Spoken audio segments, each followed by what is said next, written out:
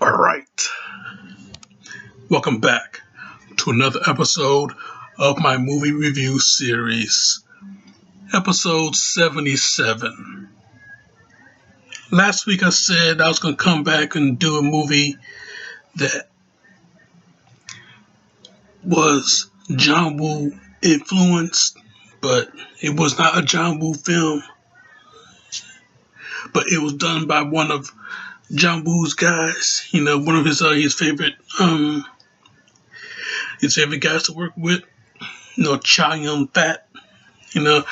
This movie called The Replacement Killers came out in 1998. Yeah, man, I tell you. Yeah, starring Chow-Yun-Fat, Mira Sorvino. Yeah, I tell you, this movie.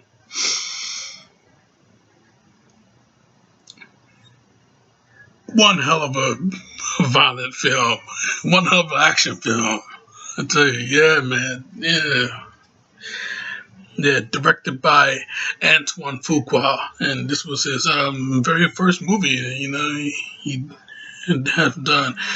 But yeah, this movie,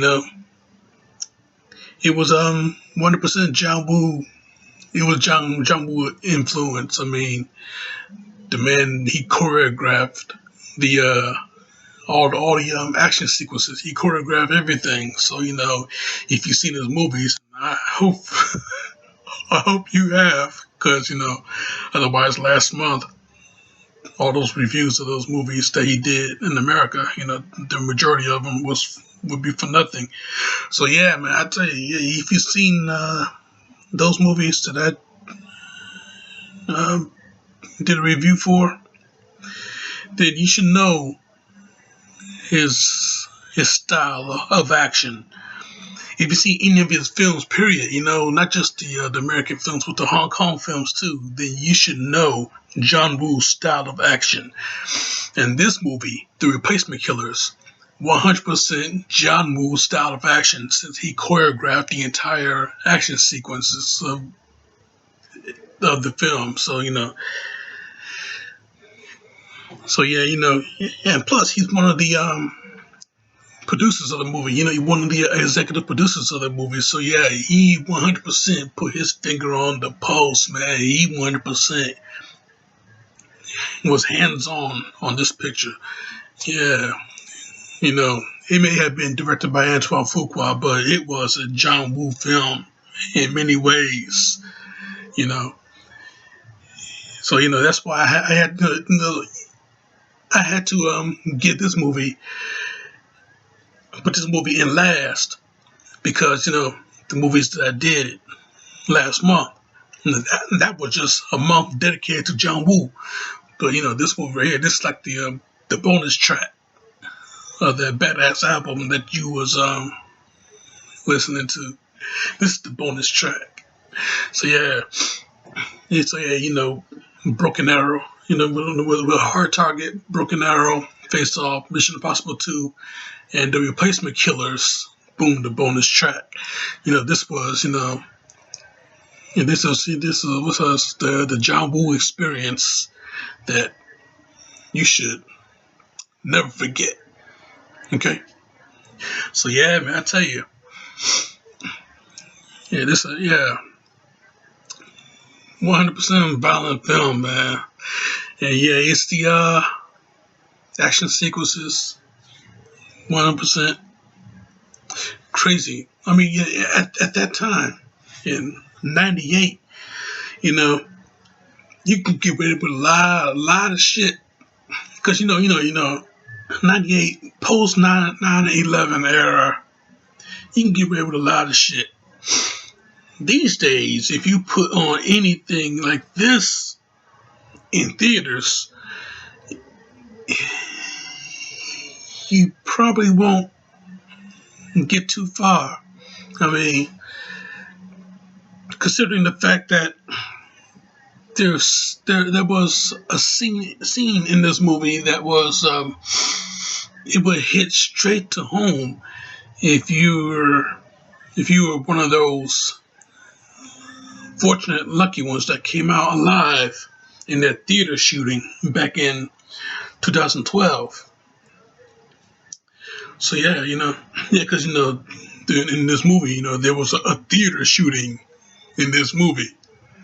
So yeah, if you put that out in theaters, I don't think it will make it to theaters in that particular scene. So yeah, this movie, it came out at the right time, in the right era. Yeah, something for everybody to enjoy. This is a real good film, though, I tell you. I mean, yeah, story about revenge, story about redemption. This was a real good film. Yeah, one of the best films that came out in the late '90s. One of the best films. I mean, hell, this movie, debuted in the box office at number 2. Only reason why it didn't come in at number 1 because, well, it was 1998, and what movie was and it was the biggest movie that ever came out in 1998? What movie? Think about it. 1998. A real big movie, a real big ensemble cast, a real big production. It was set on a real big ship, luxury liner, whatever you want to call it. I mean, it was just titanically large. What movie was that? So yeah, that's why the movie didn't debut at number 1 because that particular movie, that really big Titanic movie was just 100% unstoppable. It was a juggernaut, bitch. So yeah, you couldn't get past that. Not even if you tried, you couldn't get past that. So yeah, I tell you, yep, this movie though, one of the best movies, action movies that came out in '98. So yeah, I mean, for me, I never even heard of Chow-Yun-Fat before this movie came out. Now he got a lot of American exposure. The next one he did after this was Crouching Tiger, Hidden Dragon. So yeah, this movie. Yeah, and let me tell you something about Chow-Yun-Fat in this movie. He played a character named John Lee. But yeah, let me tell you about Chow-Yun-Fat in this movie. This guy, boy, he got a lot of flow, a lot of grace to him. The way he moved, in those gunfights,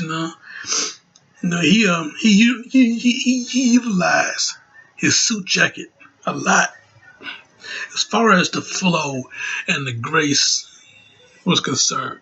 But then again, this was John Woo direct. This was John Woo choreographing this whole thing. So the way he spin, that suit jacket would fly, spin around, and since it's a suit jacket, it's pretty short. But if it was long, then it would have been looking like Matrixy, man. I tell you, the way it would just fly around. So yeah, he kept his jacket open every single time. Well, except for the opening scene, he was buttoned down one button, but still, yeah, the way he moved around, you know,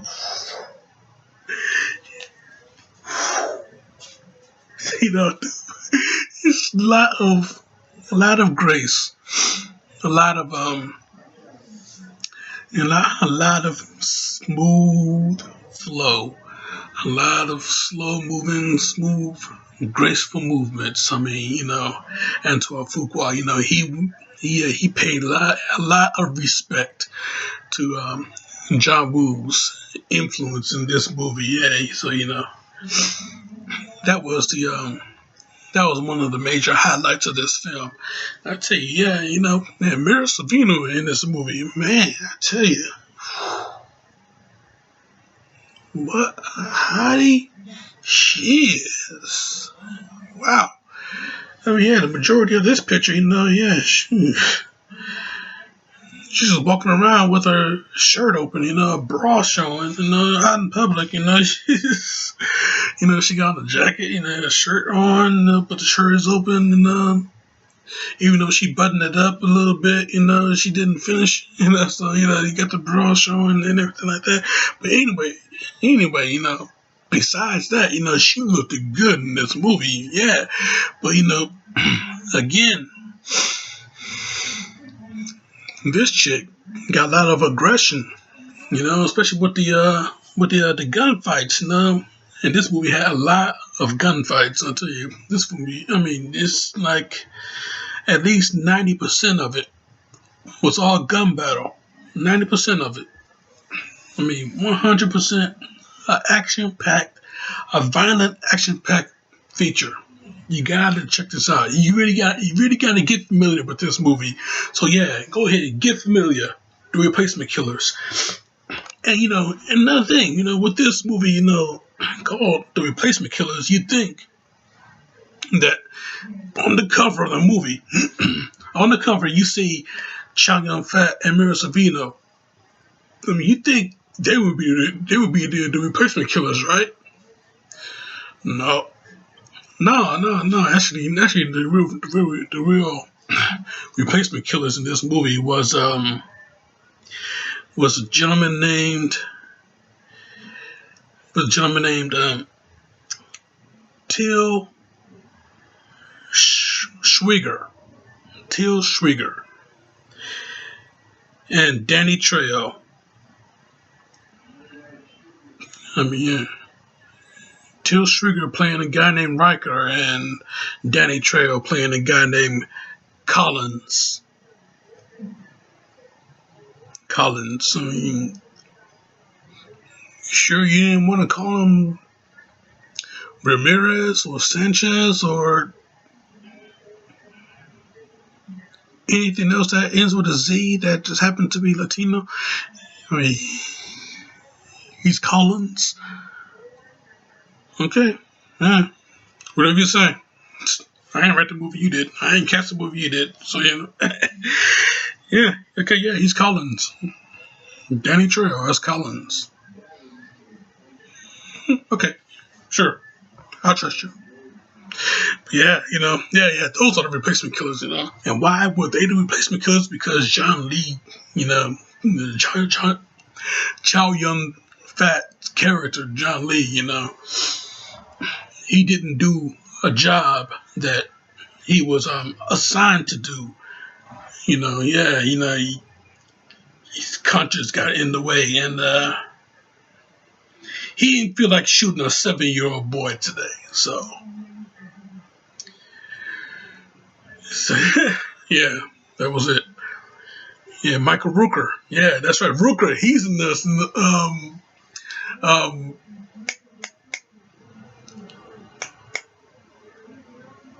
Damn.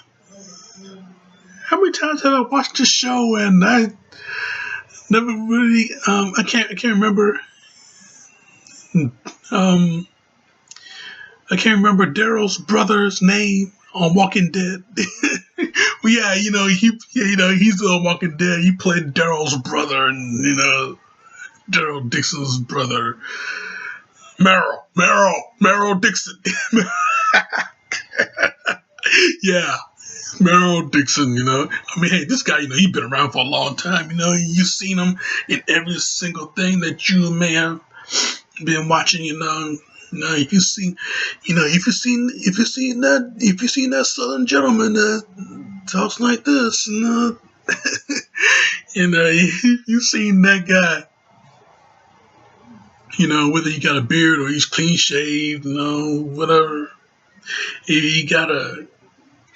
If he bald headed like in Mallrats, you see him everywhere. This guy, he's everywhere. But yeah, Michael Rooker, yeah, he's in this movie too. So Yeah, he played a cop named Zekov, and his boy was supposed to be the target because he took out you know a crime boss named Terrence Way. He took out his son in a um, um, um, in a drug bust. An orchestrated drug bust. Rooker's character Zekov. He shot and killed the Triad's lieutenant Peter Way. Terrence Way's son. So Terrence Way, he gonna get some payback. You killed my son, I kill yours. So he got his number one assassin. John Lee. John Lee. He got one more debt to pay to Terrence Way. So they had 2 kills already. One more job for him to do, and after that, our business is over. But unfortunately, or fortunately, depending on how you want to look at it, John Lee, he had a case of conscience, and he did not feel like shooting a 7-year-old boy, so he took that job and he left, knowing that he got consequences to pay on his end if he did not complete that job. So now, he's pretty much on the run. He got to go back to China and get his mom and sister to safety. But how are you going to do that? Well, he needs a passport. And how are you going to do that? Well, he needs some forged documents so he can get him, his mom, and his sister in a safe location.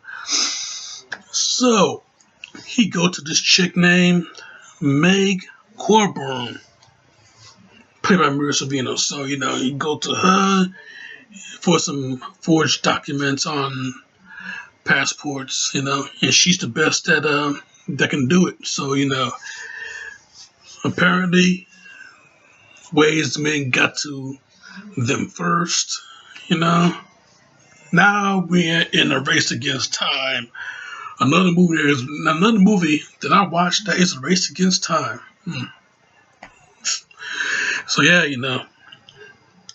Way's men, he's after Lee and Meg.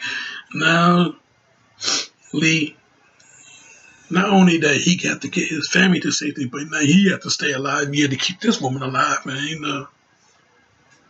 This woman, she can pretty much take care of herself. I mean, like I said, she got a lot of aggression with the gunplay. I mean, she is a hell of a marksman. Yeah, she can just, she is a real badass, okay? Yeah, Mira Sorvino in this movie, not only is she a smoking hot in this picture, but she is a badass too. So yeah, you gotta watch out for her. Don't want to mess with her. So yeah, I tell you though. So yeah, with all that going on, Terrence Way, he still got that job he want to complete. So he brought in the replacement killers. He brought in 2 replacements for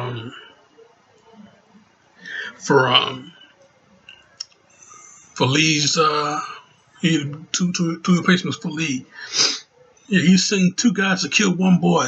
Well, it's not just him, but you're gonna kill Lee too because he disrespected the order.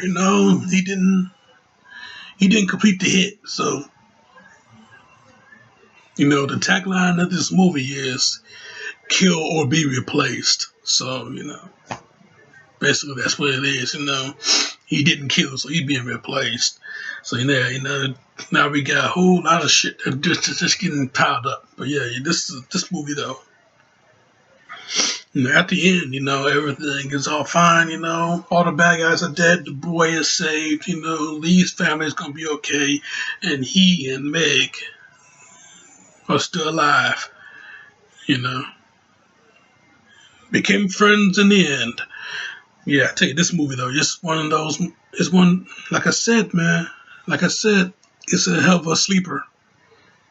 It's a hell of a sleeper that you should not go to sleep on. Go and check this movie out. Like I said, man, get familiar with this. The Replacement Killers. Go ahead, check it out. Buy this movie. Buy it, keep it. You know, if you're a star subscriber, go ahead and check it out right now. So yeah, this movie. You know, this is a real badass picture. Came in at the right time, in the right era. So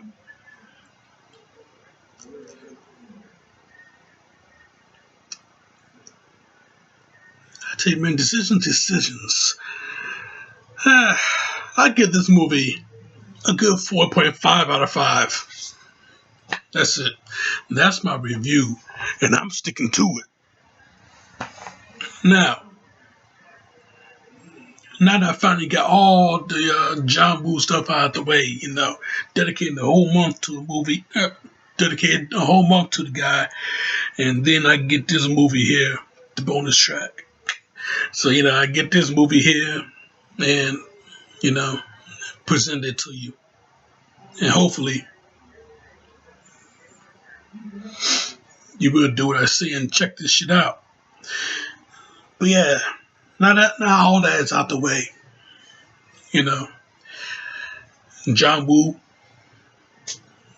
he's done. Well, for me, with this whole review series, he's done.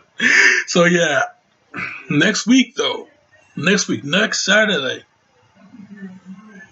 I'm going to come back with another review, and I'm going to do something very, very differently. I'm going back into the comic book genre, but it's not exactly a comic book. This movie never really was a comic book. It was a comic strip, you know. It was never a comic book, You did not have this. You did not have these stories in your hands, and you turned the pages, and read them. You did not do that with this particular movie, with this particular story, with this particular character. But if you read your newspaper, you see the funny pages, you see that this, you see the continuing story of this particular character, but that was back in, wow, many years back. Not only that, but you heard radio shows too of this particular character. So, yeah, that's how far back I'm going. Yeah, it's that old, yeah. So, bear with me. Next week, man, I'm going to come back and do another movie review, and it's going to be very, very colorful. This movie has a big ensemble cast, a whole lot of big, well-known, big names, you know. You know, the only movie that you will see Warren Beatty and Al Pacino in the same scene. So yeah, I'm coming back with that one. So yeah, I better grab my yellow hat, my yellow coat. I don't have an Apple Watch, but I will talk into a watch. Yeah. All right. Next week, that will be covered. So yeah, right here, other stuff you can check out. Here, you can subscribe. Just click on that. Click on that face and subscribe. But in the meantime, in between time, Jack, show